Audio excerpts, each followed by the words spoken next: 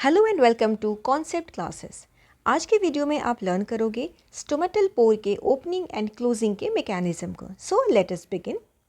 Leaves के epidermal layer में बहुत सारे माइन्यूट ओपनिंग्स होते हैं जिसको हम बोलते हैं स्टोमेटा।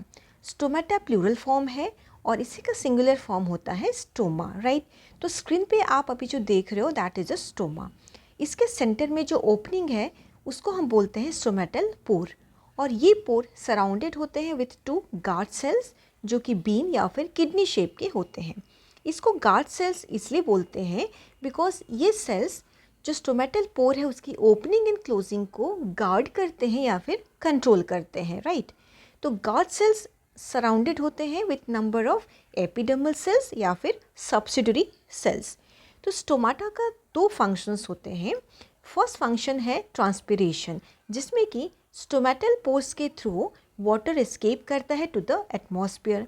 सेकेंड फंक्शन होता है गैसियस एक्सचेंज, दैट मीन्स इन्हीं पोर्स के थ्रू गैसियस एक्सचेंज होता है, जैसे कि कार्बन डाइऑक्साइड का इनफ्लो होता है एंड ऑक्सीजन का आउटफ्लो होता है इन्हीं पोर्स के थ्रू। बट ये पोर्स हमेशा ओपन नहीं रहते हैं। तो ऐसा कौन सा मैकेनिज्म है जो इन स्टोमेटल पोर्स के ओपनिंग एंड क्लोजिंग को कंट्रोल करता है, अब हम वो देखेंगे। तो स्टोमेटल पोर के ओपनिंग एंड क्लोजिंग के लिए हमारे पास दो थ्योरीज़ हैं। एक होता है शुगर कॉन्सेंट्रेशन थ्योरी, जो कि काफ़ी ओल्ड थ्योरी है, तो हम इसको यहाँ पे डिस्कस नहीं करेंगे। जो लेटेस्ट थ्योरी है, मोस्ट रीसेंट थ्योरी है, वो है पोटेशियम आयन कॉन्सेंट्रेशन थ्योरी। इस थ्योरी के according stomatal opening and closing depend करता है पोटेशियम आयन ग्रेडियंट जनरेशन पे। इसको हम थोड़ा डिटेल में अभी समझते हैं। देखो, गार्ड सेल्स में क्लोरोप्लास्ट होते हैं, राइट।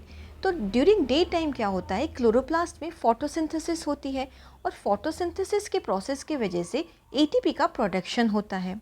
अब ये एटीपीज गार्ड सेल्स के जो नेबरिंग सेल्स हैं, that means the subsidiary cells या फिर एपिडर्मल सेल्स होते हैं, वहाँ से एक्टिवली पोटेशियम आयन को पंप करते हैं इनटू द गार्ड सेल्स।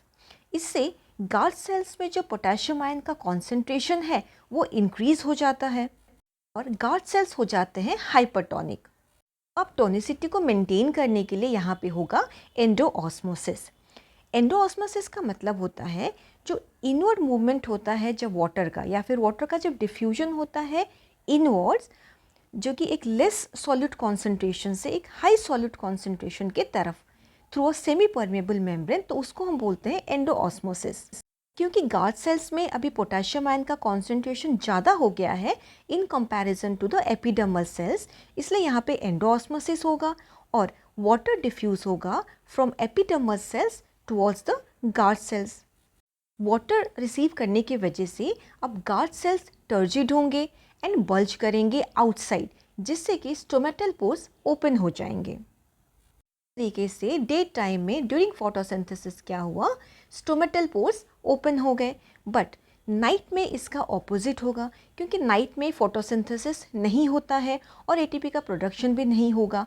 तो दिन में जितने भी एटीपीज प्रोड्यूस हुए थे वो सारे अब यूटिलाइज हो चुके हैं। इस वजह से अब पोटेशियम आयन लीक आउट होंगे from guard cells to the epidermal cells. Process को हम बोलते हैं एक्सोऑस्मोसिस।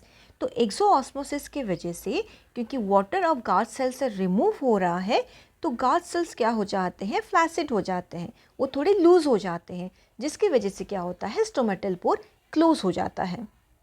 This is how potassium ion gradient का जब जनरेशन होता है तो stomatal pores open and close होते हैं।